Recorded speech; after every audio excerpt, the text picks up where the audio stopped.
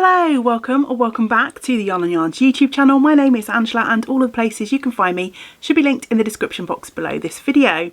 Here on the channel you'll find me chatting about my adventures in knitting, spinning, crochet, weaving, all of the fibre related things. If you enjoy the video and you'd like to support the content that I make here on the channel, you'll find links to my Ko-fi page, or also if you would like to make a regular contribution to my ability to continue to upload these videos at the frequency that I do, then you can join my Patreon account, which is also linked below too.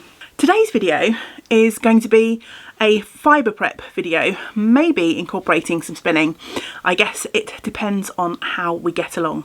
So if you have followed the channel for a while, you'll know that last year, back in 2020, I received my first sheep fleece and I had lots of fun prepping that fleece and spinning it up into yarn. Now, I got a little bit carried away last summer because I enjoyed that process of receiving the fleece and washing it and prepping it so much. I ended up ordering 3 other fleeces last year. And so I think now that the end of summer is here, or at least when I'm recording this, there's kind of an autumnal nip in the air. And I'm feeling like it might be really nice to have a slow project to work on through autumn and into winter. So my idea is to start prepping one of the other fleeces that I have in my little fleece collection. I already washed the fleeces that I received. I washed them as soon as I received them last year, but they've all been sat patiently waiting. I have been storing them all in just some old pillowcases, but you can see tumbling out of the top of the pillowcase is this gorgeous fluffy Shetland fibre. This is a fleece that I purchased from a farm in West Wales, and this is a grey Shetland, and I think I have some footage from last summer of me at least maybe unwrapping this fleece and possibly me washing this fleece. Now, that footage was taken on my camera phone. I'm now recording on a different camera, so I'm hoping that I will be able to figure out a way to sort of mesh both of these different types of footage together and bring you one video. So if I can do that, if I can figure it out in the editing, I'll pop in a bit of footage now which will share my adventures from last summer. It's June the 20th, and after a few days of rain here in South Wales, we've got what promises to be a dry day today. So I'm going to start washing the second of my Shetland fleeces. Just laid it out in the garden. I'm going to sort it into different colours and then start the washing process. So as always, I thought I'd show you what the fleece looks like laid out. Here it is in its full glory.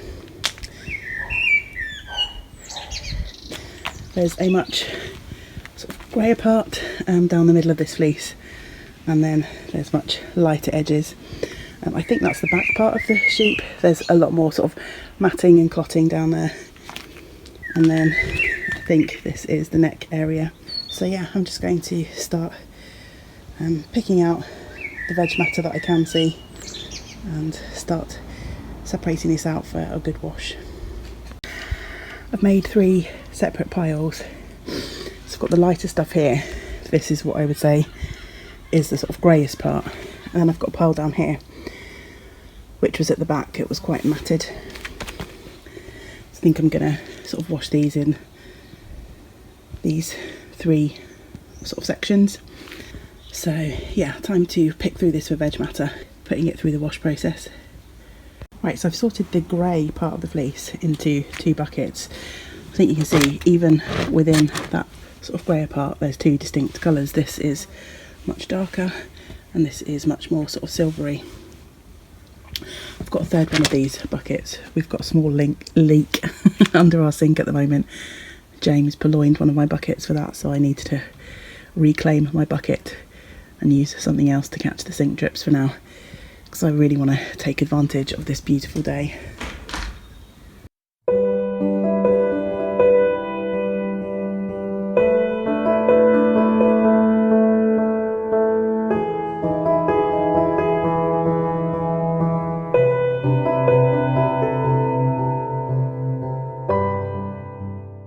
So hopefully you will have just been enjoying some footage of me unwrapping and sharing this lovely fleece with you.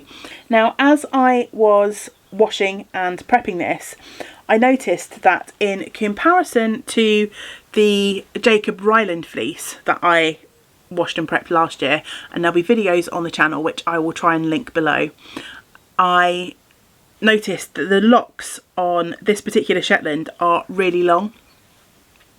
So I've just pulled off a lock to share with you, and as you can probably see, if I pop that up against my hand, it's nearly the same length, and it goes from these gorgeous sort of grey tips into this kind of white section at the end.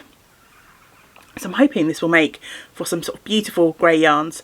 It's still a little bit brown, maybe slightly dirty on the very tips of the lock, but I think for some of these locks the fleece sort of varies quite a lot throughout, and if you did see the footage of me sorting and washing this fleece, you'd have seen me sorting it out into different colours.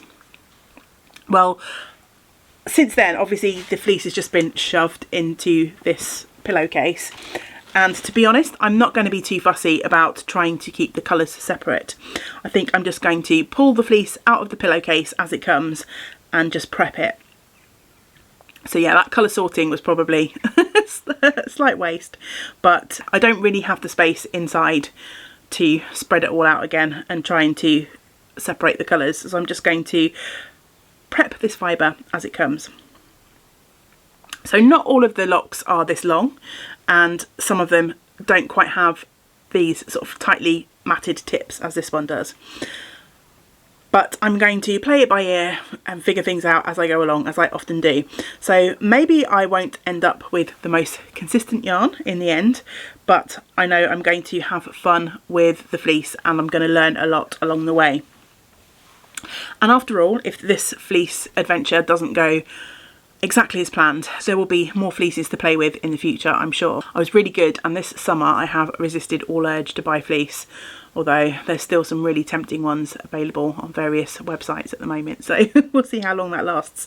Maybe this will sucker me into getting another fleece, you know, because I might need one more just to replace this one that I'm finally prepping, wouldn't I? Don't know. Maybe. I'm going to try and exert some willpower and be good. Anyway, let's get back to the point and how I'm going to prep this fleece. So last year when I was playing with the Jacob Ryland fleece, I carded that fibre and rolled it off into rolags and spun it up that way. But I think with this fleece, because the locks are quite long, they'll be a good candidate for using some hand combs. Now, because I'm new to this whole fleece prep game, I didn't want to spend lots of money on combs, and so I stalked various marketplace sites and de-stash sites, and I managed to snag a pair of second-hand wool combs. These are the combs that I've snagged. I don't know who the maker is.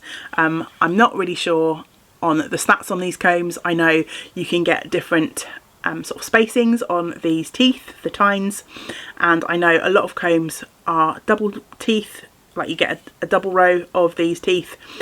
These are obviously single combs. I'm not really sure on the advantages and disadvantages to the different types of combs. I just haven't done a whole ton of research yet on that, because I'm not sure if this is a fibre prep method that I'm really going to enjoy. So my thoughts were just to grab some slightly cheaper second-hand combs, have a play, and then if I enjoy this prep method, then maybe I'll do a bit more research, and if it's something that I think I might be doing a lot more of in the future, and perhaps invest in some other types of wool combs. But I'm hoping these will do the job they need to do for me for this little experiment. So yeah, you're going to come along on this adventure with me as I'm combing this wool for the first time, and we'll see what we end up with. I think it's going to take me quite some time to get through a whole fleece on these little combs, which is why I'm thinking of this as a slow project. The other thing I'm thinking, so off of these wool combs I should get small little fibre nests. So I'm thinking that it might be my plan to slowly start combing through this and maybe spin it as I go along. So comb up a batch of fibre, and my thought is maybe to make this a really slow project and spindle spin this fleece. So yeah, spindle spinning an entire fleece. I don't know if I have slightly lost the plot, but this feels like in my head, okay, this is how I picture it in my head. This is a really cosy winter-long project. When it gets colder, we'll have our fire burning and I'm going to be there combing up some fleece, spinning on my spindle. Can you see the picture? Yeah, that's the sort of romantic ideal that I have in my head. I'm sure at some point I'll probably start thinking, why did I think this was a good idea? But of course I can change my method at some point. If I find that I'm really not gravitating towards my spindles, then I can switch to my spinning wheel at any time. So yeah, we'll see how it progresses.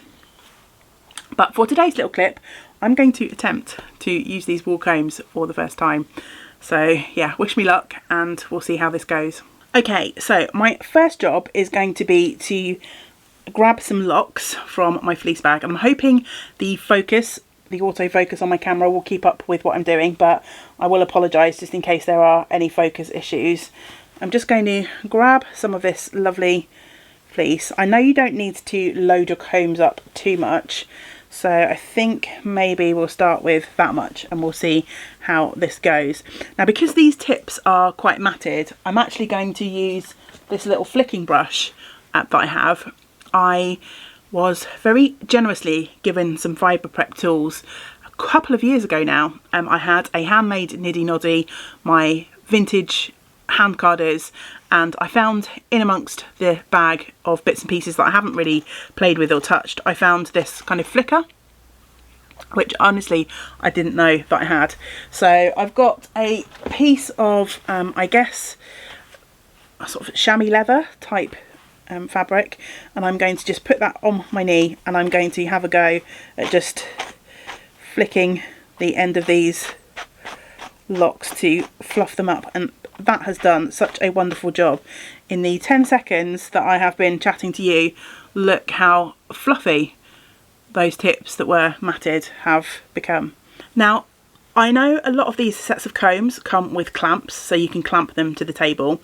Again, I obviously don't have that, so I am just going to be using these in my hands, and I'm going to pop the locks that I've just flicked out onto my comb, so they're sort of nice and secure in there. And then I'm going to bring my other comb and start having a play with this and see how we get on. So I believe the idea is obviously to comb this out, try and get rid of all of the tangles and knots, and in the process we're transferring the locks from one comb to another. Now, I'm doing this very slowly to start with, and I'm being mindful, it might not look it on the camera, but I'm being quite mindful to try and keep this away from my body, because obviously I don't want to spear myself with these rather mean looking tines. So I've ended up with not too much waste for this first pass, but I've got a few little ends and bits, wisps and bits on there, which is going to be my waste. So at some point, I didn't think to bring anything over with me now, but at some point I'll grab a little bowl or a bucket and keep all of those waste bits, because I have heard from several sources that I might be able to card with the waste, because this method will be sort of pulling out some of the longer fibres, and it will leave some of the shorter ones behind, but some of the shorter ones might be suitable for either blending or making up into rolags. So yeah, I'm not going to throw away any of the waste yet. This fibre is becoming a little bit staticky, which again I think is something that's quite common, and you can spray your fibre to sort of stop that happening, but I didn't think to be prepared to kind of deal with that, so I'm just going to ignore it for now. It might mean that my combing is a little bit less consistent than it could be, but we're just going to go with it for now. So this is the second pass on my combs. I'm not sure if there is a benefit to sort of keeping combing in the same way, but I'm kind of experimenting with the technique at the moment. There's a lot more leftover waste on the combs this time. There are quite a few sort of neppy bits in there, which obviously we don't want to translate into our yarn, and there's some shorter fibres, so what's left on the combs is looking really fluffy and lovely. So there's still a few more bits in here, a few neps that I can see, so I think I'll give it one more pass on the combs. So I'm going to try and keep track of that to make sure that I am consistently sort of applying the same amount of combing to all of my bits of fibre. I'm just picking out, I can see a couple of little small seeds and things, some veg matter in there, so I'm just picking that out, and there's a couple of neppy bits that I'm pulling out too as I spot them, now that we have really sort of fluffed this up and we can see the real character of this beautiful fibre. And those colours are starting to blend really nicely too. So if you cast your mind back to what the lock looked like before we put it on the combs, we had that sort of strip of white, the strip of grey, and then the sort of bits of brown at the end, which again could be a little bit of dirt left in from the washing. It could be just where the tips of the fleece have got a bit sun damaged. So these bits don't want to comb off, so I'm going to call those bits waste too, and we'll check out what we have. So we have this really gorgeous fluffy cloud left on the combs. There are still a few little neppy bits, I think, but not too many. I'm happy with how that's looking, so I'm not going to do any more combing. It's really strange actually, because as I'm looking at it, this looks really nice and fluffy, and as I'm looking at it in the camera is where I'm sort of spotting some of the neppy bits. So yeah, interesting that the camera sort of picks up a bit more detail than I can see with my eye, but that's okay. We don't need this to be perfect. We can sort out a few little neppy bits and pieces in the spinning too. I believe the best way to get the fibre off the combs is to use a diz, which is a small disc with a hole in that you can then sort of pull your fibre through. Now I don't have a diz, but I am going to look to see if I have a button or something with a larger eye that I might be able to use for this purpose to get me started, and then at some point in the future, again, if I enjoy this technique, then I might invest in a diz. I don't think they're super expensive, I just haven't got one. So yeah, bear with me, and I'm going to do a little bit of investigating and see if I can find something to pull this what is now combed fibre, combed top, off with. Yeah, I'm sure I've got something in this room somewhere that I can use. Now somewhere I know I have got some fairly large wooden buttons, but of course because I'm actively looking for them and trying to seek them out, I can't find them. So that's a bit of a bust. So I'm just going to have a go at sort of pulling this fibre off with my hands. So I'm kind of slowly drafting the fibre back and starting to sort of pull across the combs as I go.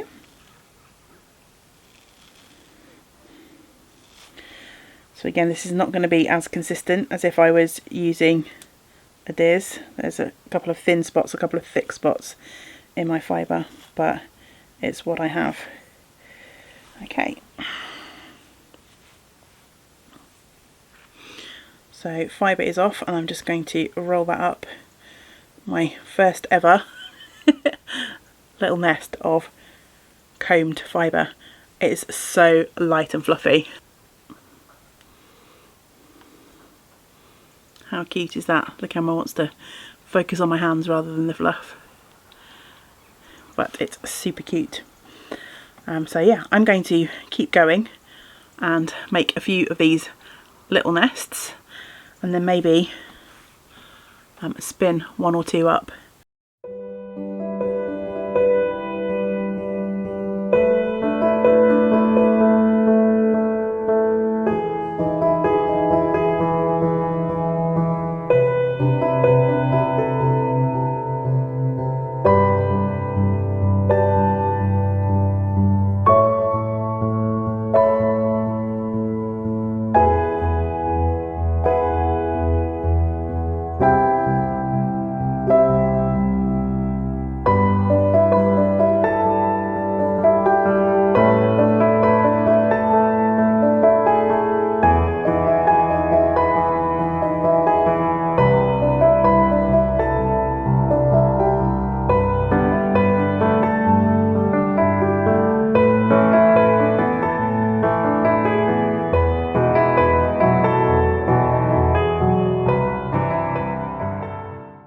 So with a little help from the magic of video editing, hopefully you just watched my basket fill with fluff.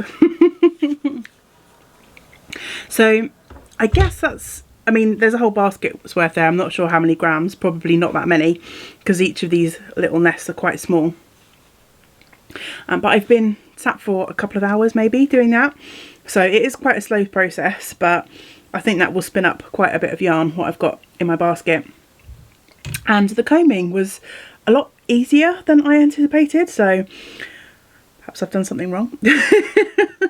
That's always a possibility, but I think this is just a particularly beautiful fleece. And I think you can see from my basket there's a myriad of different grey colours in here.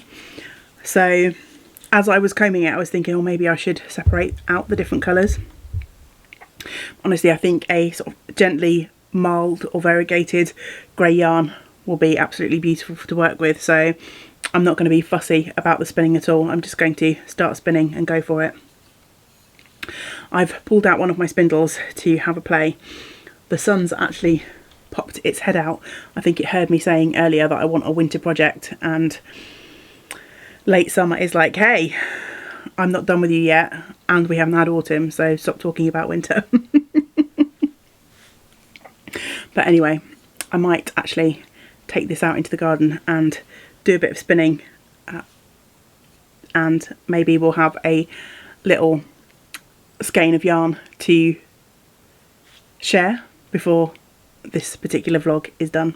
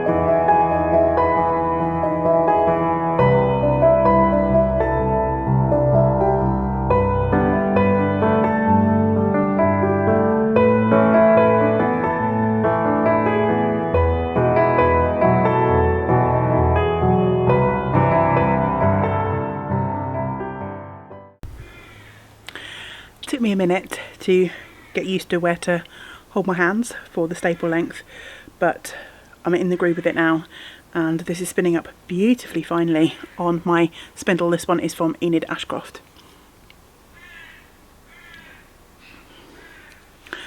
So yeah, I'm pretty happy with my plan to slowly comb and spindle spin this fleece. Now obviously I'm probably about 50 grams, if that, into this process of combing, and what, like a gram worth of spinning. So check back in with me again, remind me I said that when I'm, you know, 750 grams into this 800 gram fleece or whatever it is. I don't have the quantities to hand. Anyway, I'm going to continue to spin this little bump, and then I think I'll just do a ply back, like apply it up together to make a little mini skein, just to see what the finished yarn might look like. So there is my first nest of my first hand combed fibre spun up. Time to ply. There's that sun that I mentioned earlier, but oh my goodness, is this not the, trying to stop, remember to stop covering my mouth when I'm talking, is this not the most adorable little mini sample you've ever seen?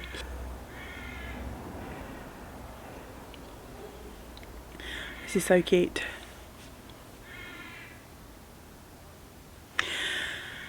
My dream would be to spin this to a consistency that's similar to like a 4-ply lovely sort of Jameson and Smith spindrift type yarn, so that I could maybe, if there was enough, make this the main body of a sweater with maybe a colourwork yoke to make the yarn go further, because Shetland is quite a small fleece, so I'm not sure how much I'll get from it, but if I can spin finally, fingers crossed, maybe enough. So I think I'm going to wrap this video up for now. We've done a little bit of combing for the first time. We have been playing with some fleece and doing a little bit of spinning. So yeah, I think that makes for a fairly rounded vlog, hopefully. I guess I'll find out when I'm editing. The combing was, as I said earlier, much easier than I anticipated. The hardest bit was getting the combed fibre off of the combs, but I think I can easily get a clamp from my local hardware store to clamp my comb to the table, and if I invest a few pounds in a diz, or if I can find one of those big wooden buttons that I know I've got lying around, then I think that will make things a lot easier. I'm sure this project's going to be with me for quite some months, so I'm sure we'll check in with it again at some point in the future. But for now, I hope you have enjoyed this vlog. A little bit of fibre prep, a little bit of spinning, and I hope you will join me for the next video here on the channel. But until we do get to spend time together again, I hope you get to do some other things that you enjoy. Great big woolly hugs to you all. Bye for now.